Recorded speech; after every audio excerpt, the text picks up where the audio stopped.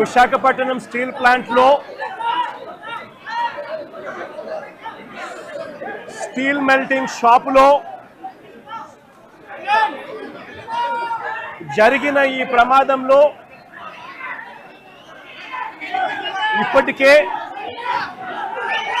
దాదాపుగా 9 మంది చనిపోయిన పరిస్థితుల మధ్య హాస్పిటల్లో వైద్యం చేయించుకుంటా ఉన్నారు మరో 5 మంది. ఇందులో కూడా ఇంకా ఒకరి పరిస్థితి చాలా విషమంగా ఉన్న పరిస్థితుల మధ్య దాదాపుగా 95% బర్న్స్తో ఇంకా ఒక అన్న ట్రీట్మెంట్ చేయించుకుంటా ఉన్నాడు. అంటే దాదాపుగా 9 మంది చనిపోయిన ఈ పరిస్థితుల మధ్య ఈరోజు ఇక్కడ ఇలాంటి తరుణంలో మాట్లాడవలసి వస్తూ ఉంది. ఇవాళ నేను కొన్ని సూటిగా ప్రశ్నలు అడుగుతా ఉన్నా. మానవత్వం ఏమాత్రం ఉన్నా కూడా రాష్ట్ర ప్రభుత్వాన్ని కేంద్ర ప్రభుత్వం కూడా కేంద్ర ప్రభుత్వం మీద ఒత్తిడి కూడా తీసుకొని వచ్చి మంచి జరిగించమని చెప్పి రాష్ట్ర ప్రభుత్వాన్ని కూడా గట్టిగా కోరుతా ఉన్న పరిస్థితులు. ఈరోజు అందరం కూడా ఆలోచన చేయాలి.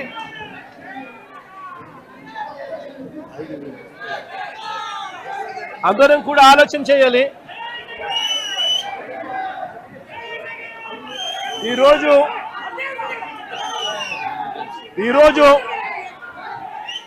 స్టీల్ ప్లాంట్లో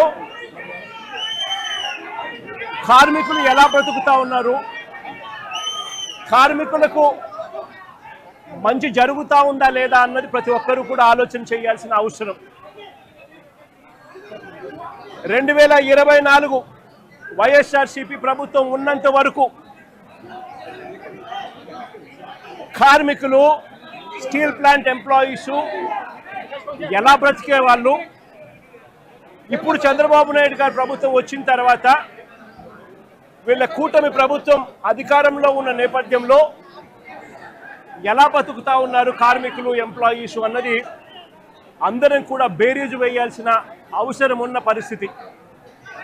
ఒకసారి గమనించినట్లయితే ఇదే స్టీల్ ప్లాంటు ప్రైవేటీకరణ అప్పట్లో ప్రస్తావన వచ్చినప్పుడు వైఎస్ఆర్సీపీ ప్రభుత్వం గట్టిగా దీన్ని ఆపింది. ఇందులో భాగంగానే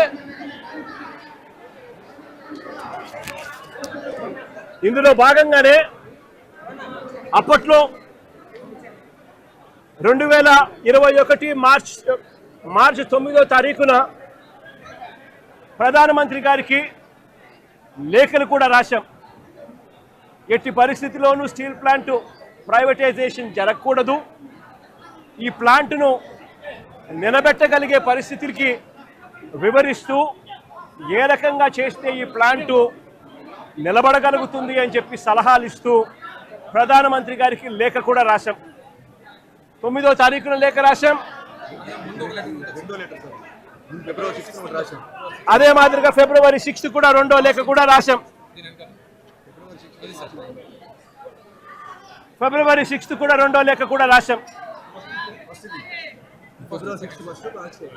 ఫిబ్రవరి 6, మార్చి 9 అది కూడా చూపించు. 2 లేఖలు ప్రధానమంత్రి గారికి రాశాం. ఫిబ్రవరి 6, మార్చి 9. దీని తర్వాత మేలో 2021 మేలో ఏకంగా అసెంబ్లీలో తీర్మానం చేశాం. ఇది అసెంబ్లీలో తీర్మానం చేసిన minutes.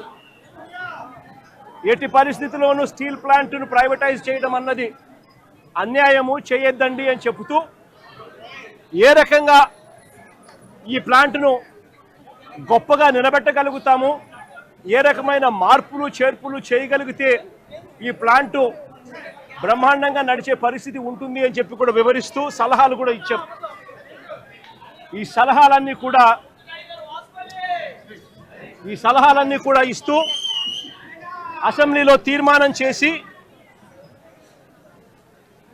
therefore the house unanimously resolves to oppose the decision of the government of India on strategic disinvestment of government of India's shareholding in RINL Visakhapatnam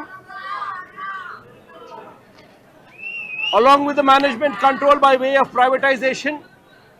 Also resolve to request the government of India to consider the measures suggested by the Honorable Chief Minister of Andhra Pradesh in his letter dated 6th February 2021 and 9th March 2021 to make RINL profitable and remain the pride of Telugu people and the state of Andhra Pradesh. ఈ మాదిరిగా అసెంబ్లీలో తీర్మానాలు సైతం చేసి ప్రైవేటైజేషన్ను అడ్డుకోగలిగాం, ఆపగలిగాం, ఎంప్లాయీస్కు తోడుగా నిలబడగలిగాం. అంతేకాదు ప్రధానమంత్రి గారు విశాఖపట్నం వచ్చినప్పుడు నవంబర్ 12, 2022 సాక్షాత్తు ప్రధానమంత్రి గారి సమక్షంలోనే ప్రైవేటైజేషన్కు ఆపండి అని చెప్పి కూడా ప్రధానమంత్రి గారిని కోరడం కూడా జరిగింది పబ్లిక్ మీటింగ్లో ప్రధానమంత్రి గారి సమక్షంలోనే. నేను చెప్తా ఉన్నా ఆ వాలెట్కి వైఎస్ఆర్ కాంగ్రెస్ పార్టీ అంత గట్టిగా ఎంప్లాయీస్కు తోడుగా ఉన్నది కాబట్టి, అంత గట్టిగా నిలబడింది కాబట్టి ఆ రోజు 28,000 మంది ఉద్యోగస్తులు పనిచేస్తూ ఉన్నారు వైఎస్ఆర్ కాంగ్రెస్ పార్టీ ప్రభుత్వం దిగిపోయే నాటికి. నేను అడుగుతా ఉన్నా ఈరోజు పరిస్థితి ఏమిటి అనంటే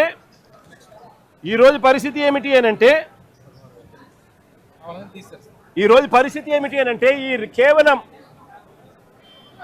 ఈ 2 సంవత్సరాల కాలంలోనే ఏకంగా 28,000 మంది పనిచేస్తూ ఉన్న ఈ సంస్థలో కాంట్రాక్ట్ అయితేనేమి, పర్మనెంట్ ఎంప్లాయీస్ అయితేనేమి, రెగ్యులర్ ఎంప్లాయీస్ అయితేనేమి 28,000 పనిచేస్తూ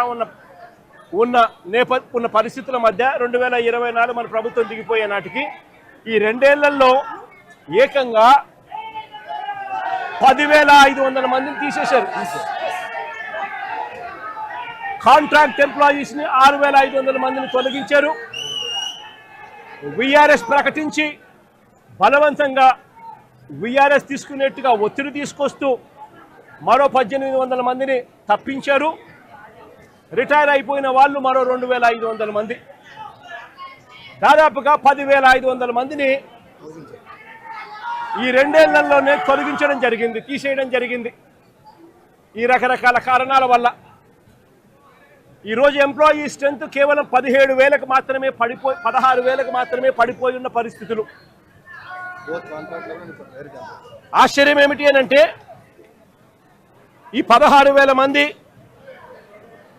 ఎంప్లాయీస్ను పరిస్థితి ఎలా ఉంది అని చెప్పి కూడా ఒకసారి గమనించినట్టయితే 4.5 నెలల జీతాలు పెండింగ్,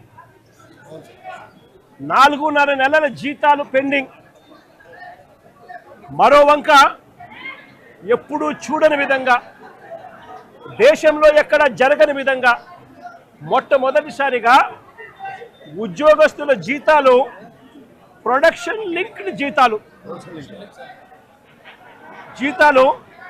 ప్రొడక్షన్ లింక్డ్ జీతాలకు ముడిపెట్టారు. అంటే ప్రొడక్షన్ ఈ మేరకు వస్తేనే మీకు ఈ మేరకు జీతాలు వస్తాయి, ప్రొడక్షన్ ఈ మేరకు రాకపోతే మీకు జీతాలు ఈ మేరకు రావు అని చెప్పి మొట్టమొదటిసారిగా జీతాలు ప్రొడక్షన్ లింక్డ్ జీతాలు ఇవ్వడం కూడా ఈ 2 ఏళ్లలోనే మొదలైంది. నిజంగా దేశంలో కూడా ఎక్కడ జరగదు. ఎవరైనా పర్మనెంట్గా ఎంప్లాయీ ఎక్కడైనా ఉన్నా వాళ్లకు జీతం ఎంత ఉంటే అంత జీతం ఇస్తారు. ఇక్కడ మాత్రమే ప్రొడక్షన్ ఇంత ఉంటేనే జీతం మీకు ఇంత వస్తుంది అని చెప్పి చెప్తా ఉన్న పరిస్థితులు ఇక్కడ మాత్రమే చూస్తూ ఉన్నాం. మొట్టమొదటిసారిగా ఈ 2 ఏళ్లలోనే, అంతకు ముందు వరకు వైఎస్ఆర్సీపీ ప్రభుత్వం ఉన్నంత వరకు ఎంప్లాయీస్కి క్వార్టర్స్లో కరెంటు బిల్లు 50 పైసలు మాత్రమే వసూలు చేస్తూ ఉన్న పరిస్థితి.